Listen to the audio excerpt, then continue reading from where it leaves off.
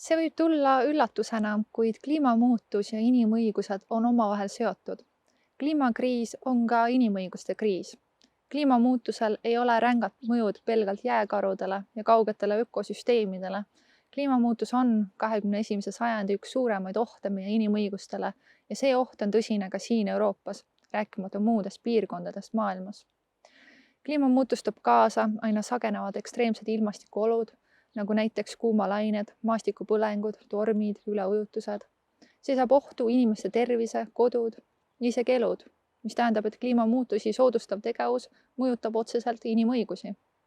Ka ÜRO on kinnitanud oma resolutsioonis 2022. aastal, et õigus puhtale keskkonnale, sealhulgas õigus elamisväärsele kliimale, on inimõigus. Kliimamuutuse tagajärgi on tunda näiteks pikenevate kuumalainetena aina sagedamini ka Eestis. Eestile lähedal, näiteks Hispaanias ja Portugalis, oli tänavu temperatuur pikalt üle 40 kraadi. Kuumalaine nõudis seal piirkonnas üle 1700 inimelu. Maastikupõlengutes hävis üle 300 000 hektari maad. Paljud inimesed kaotasid oma kodu.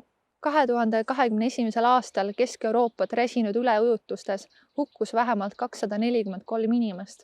Varaline kahju ulatus kokku 10 miljardini. Ent see kõik toimub ainuüksi siin Euroopas.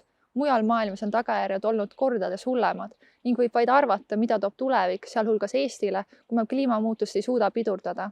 Keskkonnaõiguse kaudu saab kaitsta keskkonda kahjude eest nii, et see oleks elamiskõlblik ka tulevastele põlvedele. Seda saab teha näiteks luues tugevaid seadusi, rääkides kaasa keskkonnaotsuste tegemisel või kui muud võimalused on otsas, siis kahju tegijaid kohtu kaudu korrale kutsudes. Kuidas võib kliimamuutus ohustada inimõigusi? Kas tänased otsused tagavad inimeste elu, tervise ja kodude kaitse, kui samal ajal kliima muutub? Otsi vastused neile ja teistele keskkonnaõiguse küsimustele Keskkonnaõiguse Keskuse kodulehelt.